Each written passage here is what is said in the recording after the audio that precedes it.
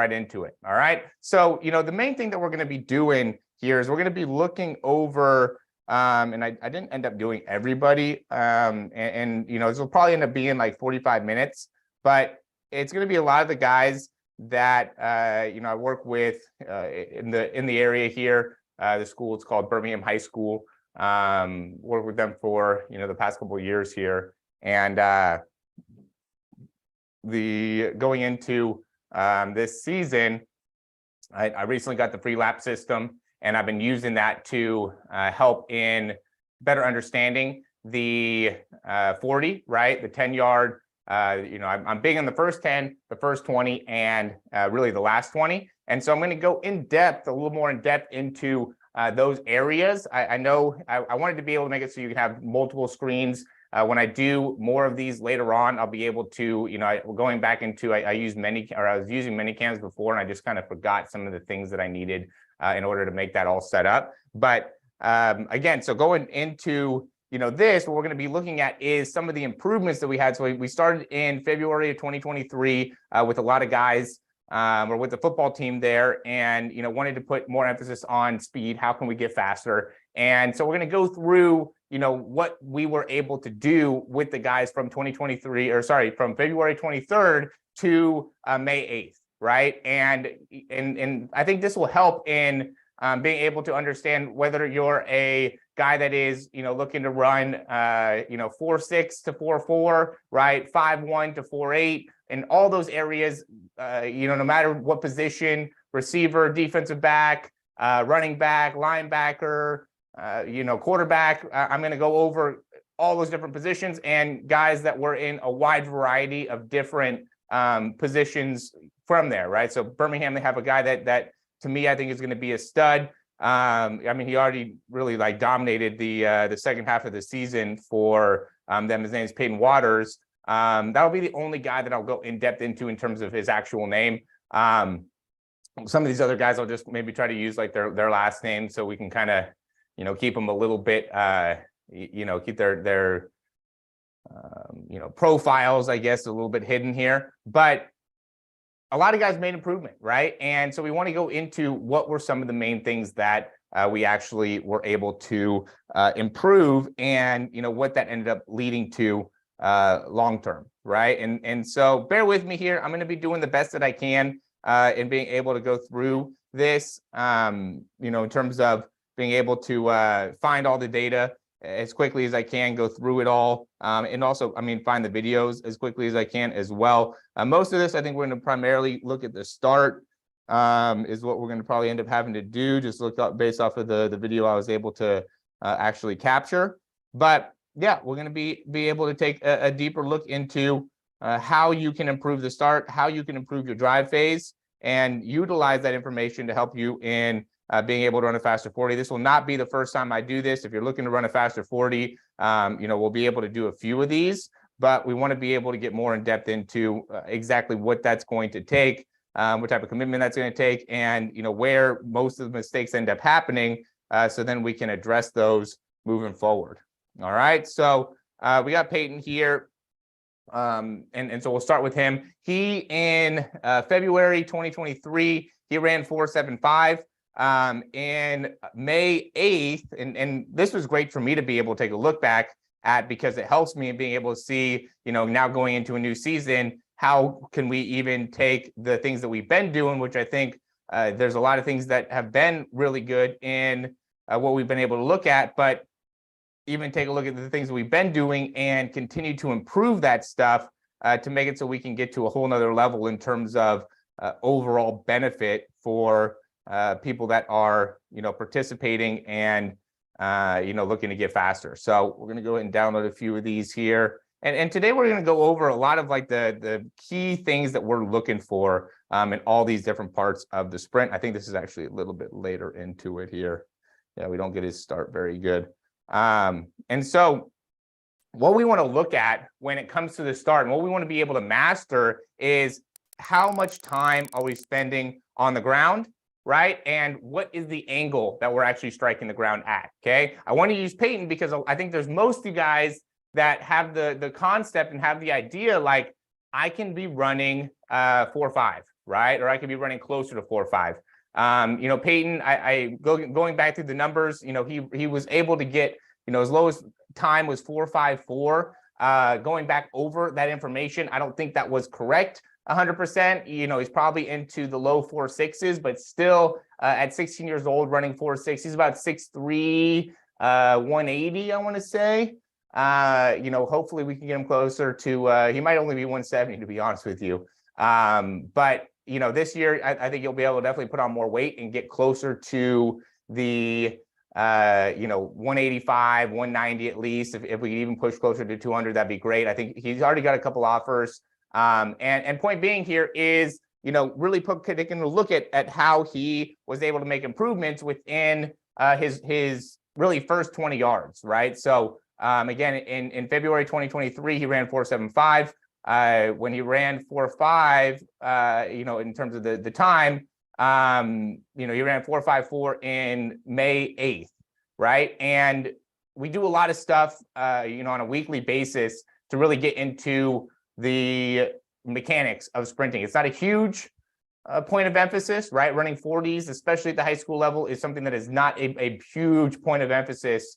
And I don't think it should be, right? At the end of the day, we got to be great football players. A lot of guys need to get stronger. A lot of guys got to get more powerful, right? Just again, the teams that I work with, the exposure that I've had to high school football and athletes that are in, that 15 to or 14 to 18 age group, most of them need to be able to put on more size, right? And yeah, speed ends up being important as well. Put on more size, put on more strength. But most guys are missing that. Now, if you're already in that position where you're bigger, right? I mean, Peyton can be somebody that can be considered in that realm, right? Because he's already a pretty tall, right? You can see that he's not very big, but he is definitely tall. Okay.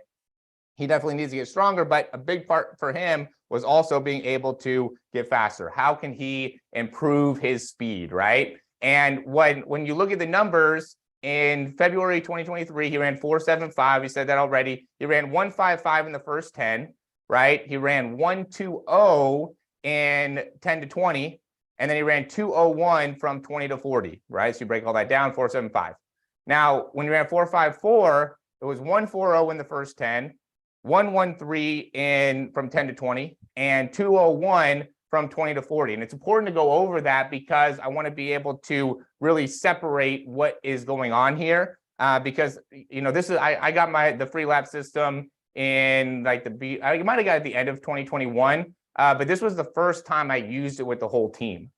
So the understanding to have here is I was still getting used to it, right? I was still trying to learn how to use it. So if you look to see how I set it up, right? I set this one up at a yard to make it so you have time, and then, or to make it so you have that space, right? And then this one I should have set up at probably 11 yards, maybe a little bit in front of, that 11 yard mark, like 10.8 or something like that, just so you can get, because you're going to be a little bit further back. So I want to try to make it closer to 10 yards. I probably will even set it at 11 yards because, at the end of the day, the numbers are important, but just making it so we have consistency, right? Because what ends up being good about this, as much as this was a mistake, like I said before, I don't think he actually ran 4.5 because when you look at it, this ends up being not correct. Now, the 10 to 20 is correct, right? Because that was actually 10 yards apart, and the 20-40 was correct because those were also actually 20 yards apart. But these two, this is only 9 yards,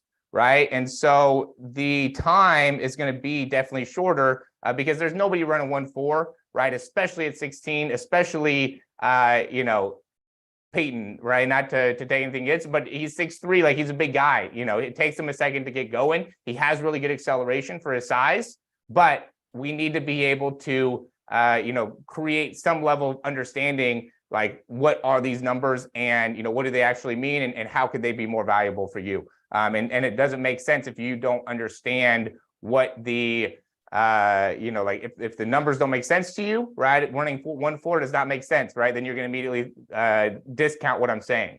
Okay, I'm not trying to say that he ran a 1.40, right? What I am saying is the things that he did improve from 1.55, which is I think probably closer to what he has now, to 1.40, which with the bad, timing or the bad placement of the cones. Okay, so he was probably closer to 1.7, right, and got down to 1.55. All right, and so all these guys that I'm going over through have the same situation, right? Another guy, Donovan Davis, will go over. Sorry, I'm gonna say the freaking. I gotta figure out what I'm gonna do with the names. 182 to 140, right? So he was probably 1.8, 1 or 1.9 ish, maybe a little bit over 1.9, and got down closer to 1.5, 1.55, somewhere in there with his start, right? Another guy was at 1.63, got down to 1.47. Okay, so again, that just is giving you a better understanding of what I'm talking about here with the timing. Now, again, when we're talking about the time and what ends up being important within the start, let me go back into. I actually want to get Peyton when he's at his. I have him closer to a top speed here.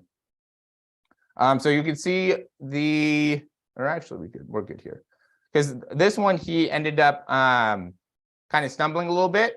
Okay, but I do want to go into maybe some of the things that could help you in not stumbling. Before we go too much into it, I will say that one of my best success stories, right? I was going over some of the information, over the getting ready for this, and one of my best success stories was running 4.48 when I first started working with them.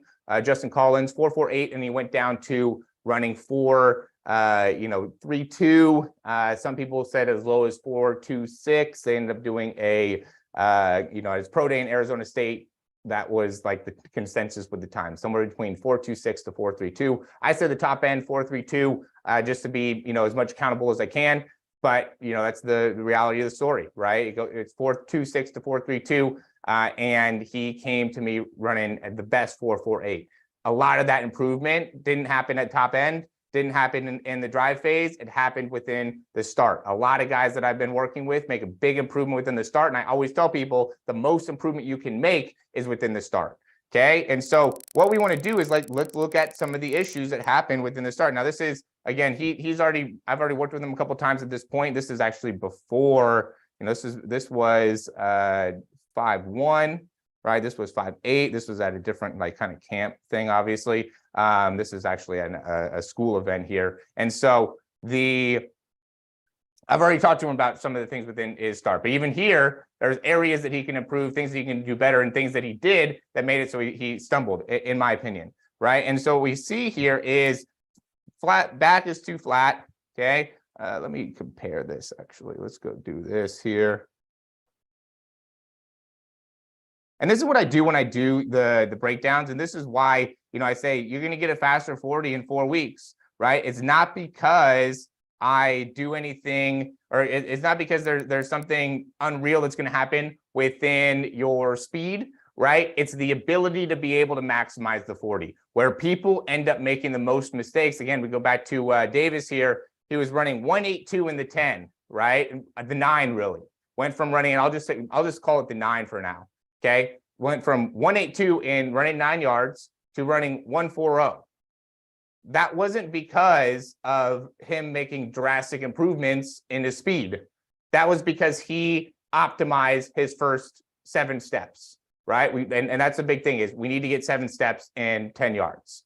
Okay, this is going to be, Justin Collins, the guy that I was talking about before. The key thing that made the big difference for him is when we first started working, he would keep this back foot too far back.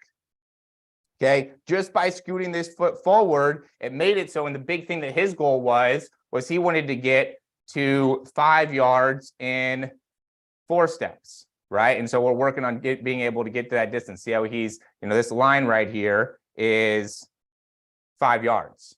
Okay, we're working to be able to get 5 yards in 4 steps. How do we do that? Well, one of the things that he was doing is he was starting so far back with this back leg that this first step ended up going and would not get any distance, right? So this would ended up helping him in being able to generate a little bit more distance. Then we went into some of the things that he was doing with his right leg in terms of not coming through. He's going outside too much with his right foot, right? And trying to be able to work on that to make it so he's getting more horizontal action. Okay, also being able to get the hips through. Okay, this is in a lot of ways a great start. Again, he was running 4.48. I'm sure a lot of you guys would freaking kill to be able to run a 4.48 right now, right? And so we want to be able to maximize that or get to that, okay, by being able to get into some of the fundamentals, some of the basics. Now we go back to Peyton, okay? Here we can see back is too flat. Whoop. Okay, let me actually get my pen out. Look at Justin, right? See how his back is? See how those hips are? Much better position. So now his first action is going to be rolling through the hips. See how he does that? Roll through the hips, drive that knee through, right? As he's doing that, he wants to take this front hand, okay? And this was another thing that we worked on a lot, and he got better at it over time, but this was like more at the beginning. But you can see front hand wants to fly straight back. Don't want to go up. Don't waste action up, okay? Fly that front hand back as you're driving that back knee through, okay? And rolling those hips, right? Spine height, we almost want to raise more in the spine height, okay? We don't want to pop up, okay? But if we can get our hips coming forward and get our spine to be able to come up, that's going to make it so then we can get more force out of our hips and also drive better into the ground. Okay, so we're here driving. So see how his hips stay back? Okay, and another thing here is because he has so much of his weight forward, right? He's not letting his hips come up. As soon as he goes here, he tries to shift his weight forward, but he's already at the edge of what he could do in terms of controlling that front leg, right? You want to have your hips forward, or you want to have your weight forward, but you don't want to have your weight forward so much or be in a position where when you go forward, now you end up putting yourself in a position that's past your range of motion within the ankle, right? And that's what he did there. He allowed that ankle to kind of collapse inwards. Okay, this is where ankle range of motion ends up being important, because I do talk about this as well, and he did a pretty good job of it here. Peyton did, but that first action we can see with the front leg. Additionally, as he's driving that leg through, both knees want to come driving through. And with that front knee, we want to be really allowing that shin to drop down. Okay, so always dropping down that shin, driving those hips through. That makes it so now we have all the momentum going forward. Okay, first option or first thing that's most important, we need to be able to get that momentum coming forward. Right now, after we get the momentum going forward, full momentum forward into it, okay, now we want to be able to stabilize and control. If we can't get the momentum going forward though, okay, then that ends up being the main thing we want to be able to work on. Okay, Megan, so you can really get, and it's not about distance, right? We're not really trying to think about overextending. We're thinking about being explosive, right? Being explosive with those hips, okay, and being able to get that foot all the way out, right? Getting full range of motion, I guess would be a good way to put it, okay, within that back leg, back foot, to make it so now we can land with that heel up, right, and our hips falling forward. Because what happens is if we land with our heel down, right, and another thing that happened with him here is his chest stayed down too much, right? Part of that I think is because he's slipping, part of that because he's falling forward, right? Looks like he actually kicked himself a little bit there too. Okay, he gathered himself pretty good though, and again, he still ended up running for like 4.7 here. Okay, so we want to be able to get our spine all the way up and through, okay, as we're going through this. Let's go and look at, I'm going to get Mason here. Mason is a, in the area, really, really good in track and field here. Another guy that had a pretty good, start. The thing with him, the reason I haven't used him is I didn't really work with him at all before this. And so you could see he has the wrong leg, an arm setup. Okay, so the left, you want to be opposite, right? Right hand down, left foot down.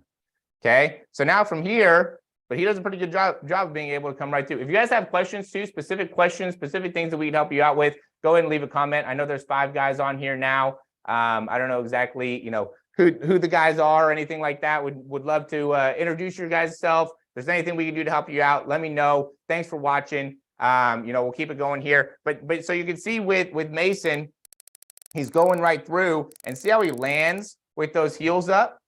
Okay, so he lands with the heel up into the air, foot right underneath the hip. Okay, what that does is makes it so now he's going to be able to transition off that foot very effectively. Okay, so we're here, the big number that we say is we want to get 1.7. Okay, so he landed at 0.71. Okay, we want to get 0.17 with that first step. Okay, I always tell guys too, like, take video of yourself running. I have so much content about being able to help you guys and being able to get off the ground there. So he's getting off the ground at 9.2, right? So he's late, 2.1. Okay, we'll go back to Justin here. Most of you guys are late with those first step, by the way. He's landing at 6.0, off at 7.7, right? That's perfect. 0.17, right? Most of you guys are taking too long with the first step, okay? And it's not, again, it doesn't go as much into speed as a lot of people think about. You know, there's a lot of guys, even, so Peyton, you know, if we go back to him, you know, 4.75, right? And, you know, 4.54, you know, obviously, so he slipped a little bit with that, you know, first step. He's still, I did a few times with him. I didn't go through all the different, you know, times. Like the other one that I had on the side that was a week before, you know, he was still running like the 4, I think he ran like 4.6 there, maybe 4.7. He still didn't have near as good of a start.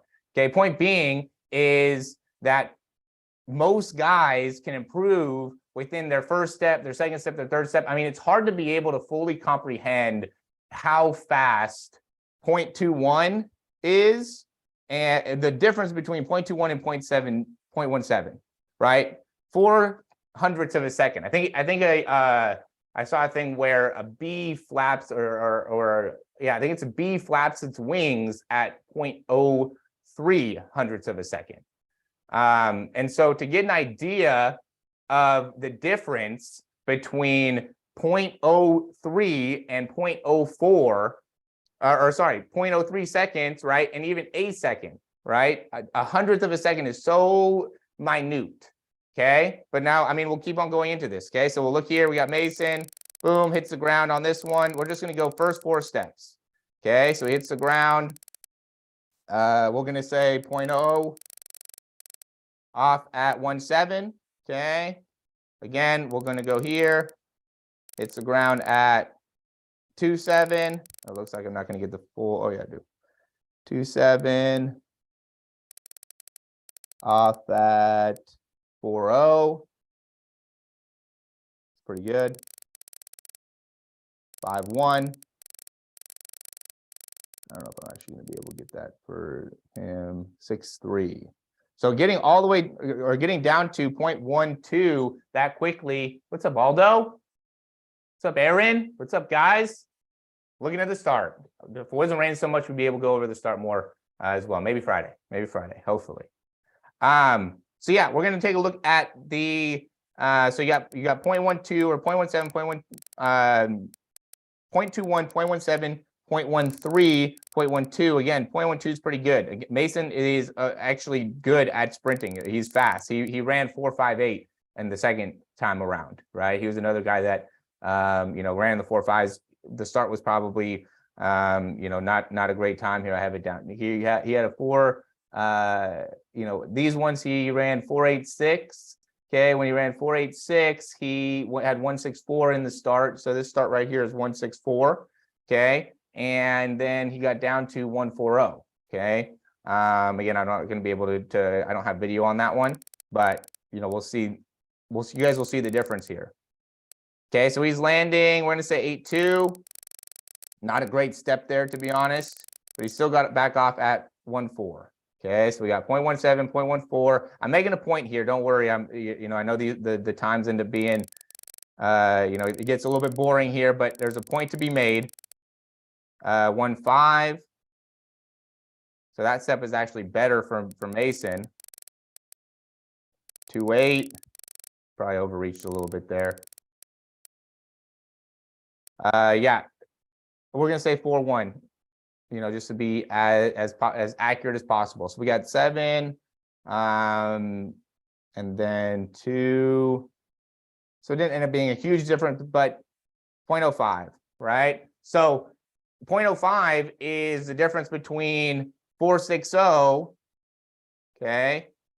And this is with Mason even doing pretty good. Again, Mason is really good with track and field. This is not a guy that's slow, right? This is a guy that's running, I'm pretty sure he runs like 11 seconds. He might, I don't know if he runs 100, if he runs a 200, but you know, he probably runs 11 seconds in the 100, right? 16, 17 years old, right? So that's, I mean, there's not a lot of guys that are doing that, okay, is the point, right? Maybe 11.1, 11.2, somewhere in there. He's fast, okay? But the difference between their two first fives in terms of just the contact time. We're not going into the turnover, just how fast they were moving, right? With their how much time they're spending on the ground.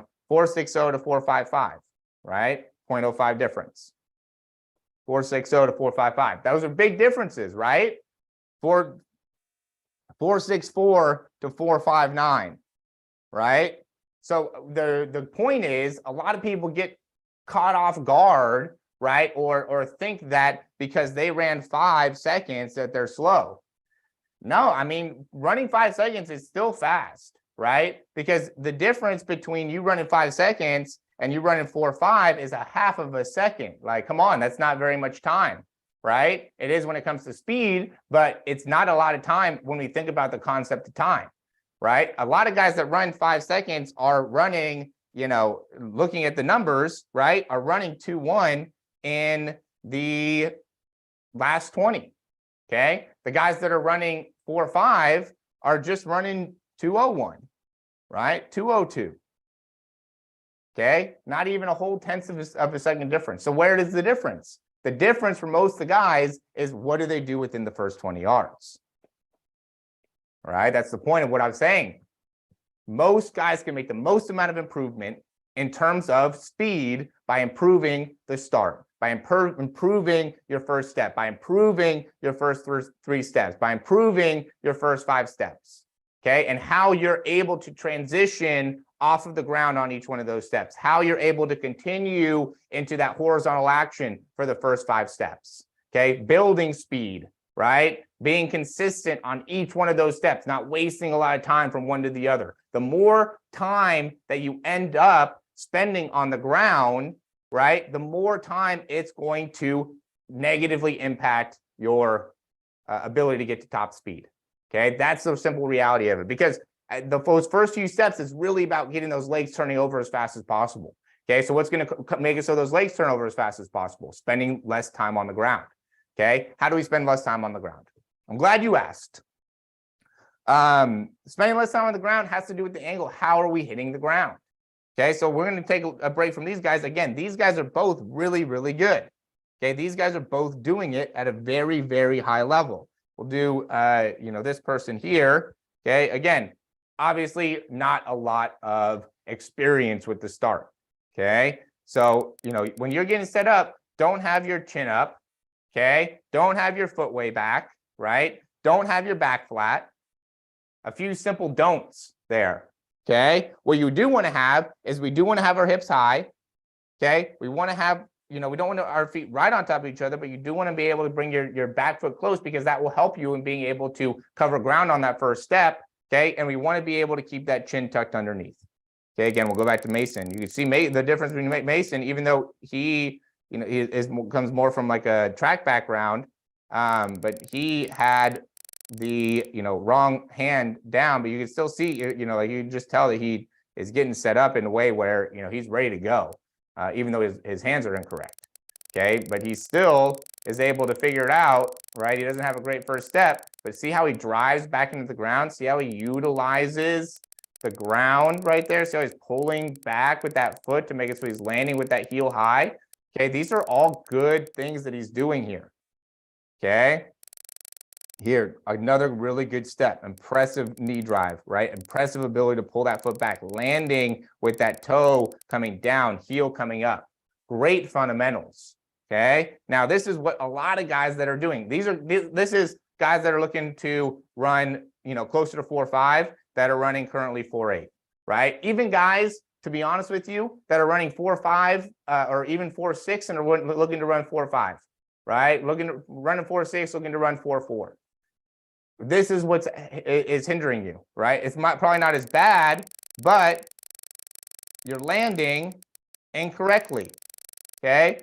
See how he's hitting the ground? He's hitting the ground without any pullback, okay? So now he's hitting the ground with braking forces, right? Look at how far back his foot is, or his hips are compared to his foot, okay? Again, Mason didn't take a great step, or didn't get a great setup. But look at where he is with his hips underneath his foot. Okay, these are huge differences in terms of where the momentum is, right? When you're hitting the ground like this, what immediately happens is you sit back like a squat, right? So his weight's back. Mason's weight is forward. Okay, so now he's hitting the ground. Okay, we can just take a look at the time. 4.8, we'll say 8.3 there. Okay, gets off pretty quickly for not landing well. Okay, gets off, we could say 0.2 probably, right? So he's at 0.19. See how bad this step is though, right? 0.7, look at how that heel is down in the ground. I'm sure this is going to be another like 0.0. Yeah. So same amount of time from both steps, right? 0.19, 0.19. Okay, Mason improved. He went from 0.21 to 0.17, right? That's a critical part, right? Then he goes from 0.17 to 0.14. It's another great improvement, right? Notice how he's getting his hips continually through here. 2.7. You know, off it, even you could even say maybe 1.3. Okay, watch this third step. Actually not bad in terms of the heel position, right? Just doesn't have any drive down. So he's going to still, was able to stabilize it pretty good, to be honest, but still was slow, 0.15. Okay, I'd really be surprised if this ends up being a good step. I don't think it's going to be. Boom, you know, see that? See how he's not gaining any speed, right? So this one actually will lead to him accelerating, right? Because even though he didn't drive down to the ground well, but he still was able to land with his heels so high that his momentum's coming forward. See how his hips continue to move forward right there? Watch here. Boom. Okay. So as soon as this happens, boom. See how there's like that stop? Foot hits, stop. Okay. Now we can get the momentum back going, but that one, 7.2, right? So we went 0.15 to 0.17. Okay. It's, I mean, you could even maybe say before that, 5.3, off at 7.2. So back to 1.9. It's not good. It's not good at all. Okay. How you strike the ground is important when it comes to how are we going to run a faster 40, right? How are we going to get to our top speed? Okay. And we're going to continue to do these. This isn't going to be the first one. I'm looking forward to again, providing a lot of value to be able to help you guys out. Today, we're going to mostly go into just like the 40 start. You know, we're already, how far into this are we right now? We're 35 minutes in. We're going to go ahead and get like another 10 minutes or so. If you have any questions, go ahead and leave those in the comment section. Appreciate you guys all watching here. You know, yeah, if you guys have any, you know, click the thumbs up if you like the information too. But yeah, if you have a particular question that we could help you out with, we'd be happy to be able to address it, you know, go over that.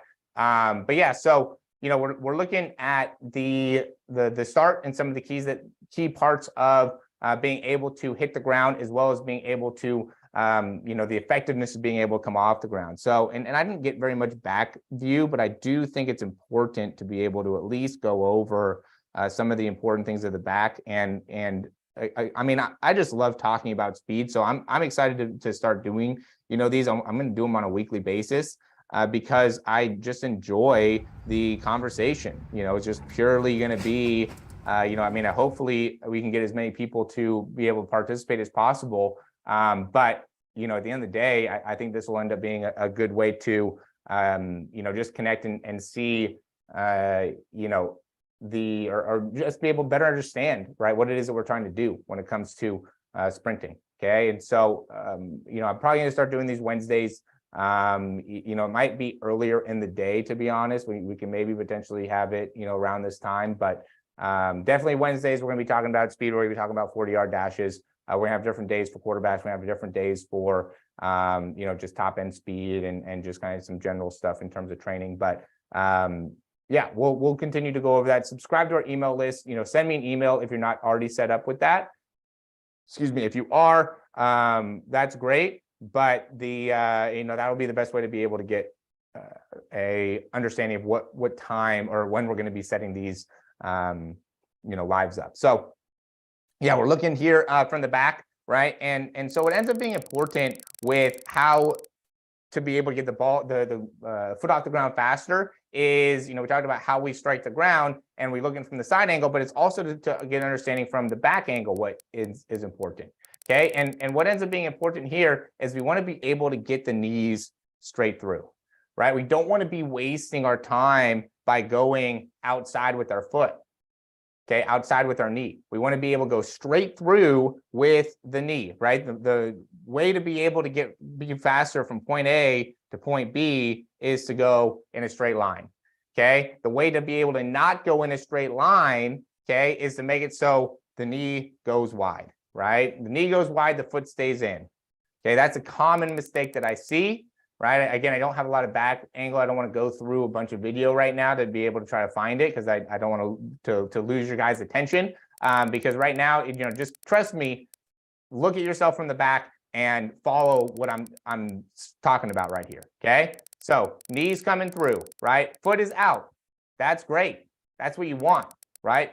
Foot out. And then really, if you can, the best you can, pull back. Right? And really back and out. And the reason I say back and out is because we want to be landing in a what's called pronated position within the foot, or with our foot flat, okay, or with our ball of our foot, the inside part of the foot. Okay. The reason I want to give a bunch of different cues, right? I teach speed all the time. I'm training speed all the time. I'm thinking about speed all the time. And with teaching speed, training speed, thinking about speed, it's always, how can I say the same thing in a variety of different ways? Because for you, it's not all going to make sense in one way, right? The way that makes sense to me doesn't mean it's going to make sense to you. And so the point of that is that you want to be able to try out a few different things, even within your start. There's a reason that why the best in the world are still working on their starts all the time. One is to be able to stay consistent with their mechanics, right? Keep that same level of understanding within their body, but two is because they're trying to understand it better within their body all the time. Okay, because you could lose it very quickly, and it's never perfected, right? It's always areas to improve within the start. Now, second leg again. So see how he's landing on the outside? This all actually gives him a better opportunity to be able to drive this leg right through. Where if you landed with this foot more right underneath him, that would give him a little bit less opportunity to drive this knee through and would make it so this knee gets sent out a little bit more to the side. Okay, and so what we want to see here is we want to see this knee come in again, straight forward and through. We could have a little bit of rotation here. You can see the rotation within the hips to make it so again, that foot is out to the side. So then watch how when he strikes the ground again here, how he's pulling that foot back and down. Okay, that's a beautiful foot strike right there. Beautiful, beautiful foot strike. I think we could do a better job with the horizontal action, right? We need to do a better job being able to toe off with this foot, okay, and being able to keep the hips coming forward because he gets too vertical too quickly with his knee, right? Gets his knee up and gets very vertical with his action, where really we need to be getting this knee up and out, okay? Part of that, I think, ends up being with the toe drag. I'm not necessarily against the toe drag, but I also don't think that the toe drag is always necessary especially when it comes to horizontal force, because a lot of times that toe drag leads to a little bit more vertical action. Okay, just to get a quick opinion on that. And so with this, okay, now he gets that foot down, strikes back again. Notice how high that heel is, right? And notice how well he strikes the ground and keeps that heel up. Okay, and this is fine. Okay, this is actually the ideal way to do this, is you strike down with, I mean, it would be better if he had the knee a little bit more inside, to be honest, right? Slightly inside of the big toe, right? Or right even with the big toe. You can see how it's slightly outside here. But when he hits, he should be absorbing in external rotation. So you hit in internal rotation, right? So you can see how he's slightly externally rotated, or maybe even neutral, you could say. Right? It would be better if he was a little bit more internally rotated within the hip, which means that knee's a little bit more inside. Okay, strikes back and down, and then as he absorbs with the knee going out, heel going in, right? Just like that. So then when he pushes off, he can go opposite, right? Heel out. Okay, that's going to be the best way to be able to, or really heel forward, right? But that's going to be the best way to be able to maximize that, right? Is being able to drive forward on the inside of the foot, in to out, right? Wants to be the concept there. Okay, so you land with the foot inside, or sorry, the knee inside, right? Foot kind of going straight back. Okay, you absorb by letting that knee go out, that foot go in, right? And then you push off. And when you're pushing off, you're getting, you can keep that heel forward. We see that heel staying forward. We're staying inside, but really that's going to be where we're going to get the most amount of extension, right? The most amount of extension comes on the inside part of the foot. That's where the longer toes are, right? Your big toe is the longest toe. So you can get the most extension if you're on your big toe, right? You can't get the same amount of extension on the inside or on your pinky toes. You don't have as much length there. Okay, so you got to be on the inside part of the toe. The best way to get to the inside part of the toe when you're pushing off is absorb into the outside part of the foot, load into the outside part of the foot, right? That's where that external rotation comes in, and then shift your weight back to the inside as you're pushing off to be able to really maximize that force. Okay, same thing here. Boom, getting that foot all the way up and through, right? See how he keeps that knee in, right? See how he keeps that foot out? That makes it so then, he's already in an internally rotated position. From there, we almost want to be able to try to maintain that the best you can as you pull back. So see what he did here? He's here, and instead of supinating within this foot or letting this toe turn out to the side, okay, you want to be able to maintain that position. See how he does that? See how he lets that outside part of the foot drop, right? We want to be able to maintain neutral position within this foot as we're pulling back down. Okay, he regains it there, right? But there again is unnecessary action, right? We could be creating better force into the ground. Let me just do this actually. We could be creating better force into the ground if we were neutral the whole time, right? When you get wobble, that creates instability. When you have instability, that minimizes force production. Okay, so maintaining, or having a little bit of that supination there, or wiggling back from supination to pronation, makes it so the strike ends up not being as good, right? Still does a good job being able to absorb. Again, this guy is not bad in terms of his start by any means, right? We're just really nitpicking at this point, right? But you can see as when he lands here, he goes into the heel goes inside, the knee goes outside, really good. Does a great job getting the knee through, right? His landing mechanics are really, really great. The striking mechanics could get better, right? But his landing mechanics and ability to push off are really, really excellent. Okay, and that's what makes him be able to accelerate at such a great rate, right? He has great acceleration, right? It's not an acceleration issue. It's a striking the ground issue, right? And a lot of guys can get better at striking the ground. You can even see here, right? He's trying to reach a lot, right? So he doesn't pull back with his foot, right? And he's trying to reach because he's not striking the ground very well here, right? He's very good at being able to get off the ground quickly, but he's not great at being able to strike the ground. Big reason why is because he's losing that control within that foot, right? And so, the point of being able to do this not only is to help you guys out in getting a good understanding about, the 40, the start, the things that end up being important with, acceleration, going through the different phases, start phase, which is, to me, the first 4 to 5 steps, maybe 3 to 5 steps. It kind of depends on the athlete, but, the drive phase, which ends up being from the end of the start, right? Let's call it first 5 steps to, a lot of times it's 12 to 20 steps in, potentially even more than that. But 20 steps is for most people about where we're at with the drive phase. And then the top end speed, right? How well are we able to maintain your overall top end speed? And so going into each one of those phases, right? And really diving deep into where are the biggest areas to improve, right? What can we make the biggest improvements in, the easiest, the most simple, areas to improve within those 3 phases: the start, the drive, the top end speed. Those are all things that we're going to look at within the Faster 40 program, right? We take the video, we look at it, we diagnose it, we see what ends up being the key areas to improve, the most simple areas to improve. So now you have a clear understanding of, okay, this is, the part that I need to work on, right?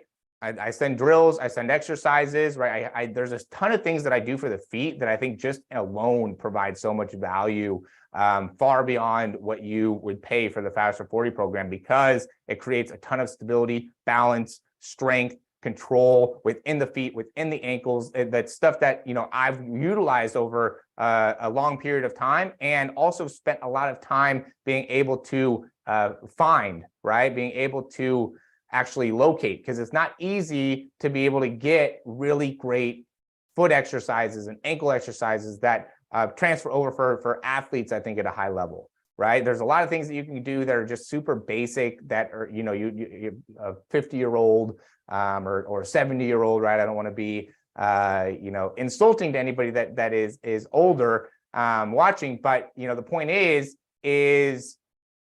people that are performing at a high level, right? When you're in your elite years, when you're in the time period where you're really trying to develop different levels of strength, right? To get different levels of performance, right? Running 4.5, 4.4, that puts you in an elite level of the world in general, right? There's not very many people that ever run that good of a time, right? So when that happens, or when that's the goal, you can't be doing exercises that the general population is doing. You got to be doing exercises that's going to separate you. So that ends up being the main thing. Again, most people are not losing or not lacking in their strength, right? We talked about that a lot before.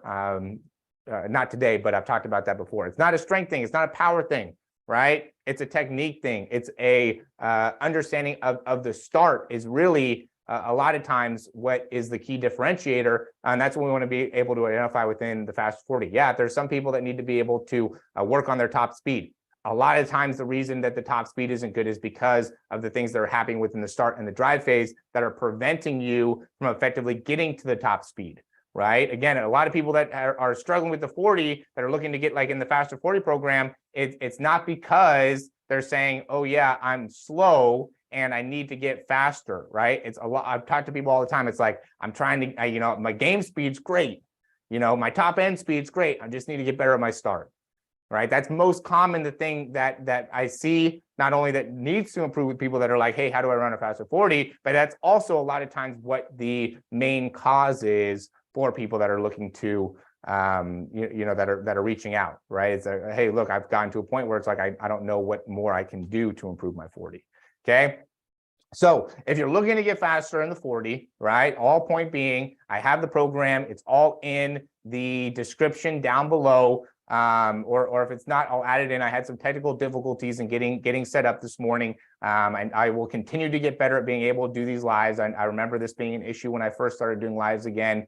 In the summer, I was doing all the World Championship events. And so, I think the first couple of them were a little shaky. I got it. I figured it out. But yeah, check out that Faster 40 program. Again, it'll be up within the next, 3 to 5 minutes, or send me an email, right? You can easily find my email through just going to the actual, my channel, right? You can just go on to the About Me or whatever, like all those things that all the information should be there. Send me an email. We'll be able to get you the link, or wait a few minutes. I'll have everything in the description down below. Thanks for watching. Again, we're going to be doing these Wednesdays, right? Every Wednesday, we're going to be talking speed. Speed. How can you get faster? What's important getting faster? Today, we spent 52 minutes just talking about the first 3 steps. I prepared for, I could go on for probably 7 hours based off of all the information. Here, look, what I went over today is the first 3 people of this, right? I have a whole thing. This whole thing is filled with notes and information and ways to be able to help you out. I literally only got through the first 3, just to give you an idea of how in-depth we were going to be able to go, and how much more in-depth we'll be able to talk about the 40 here in the next few weeks. I'm going to save this. I'm going to make it so it's more things that we go over as we, continue to take a deep dive into improving your start. So thanks for watching. Appreciate the fire emojis there, Aldo. And we'll be able to, again, we're going to provide a lot of value for you guys in 2023. I'm looking forward to it. Let's make it a great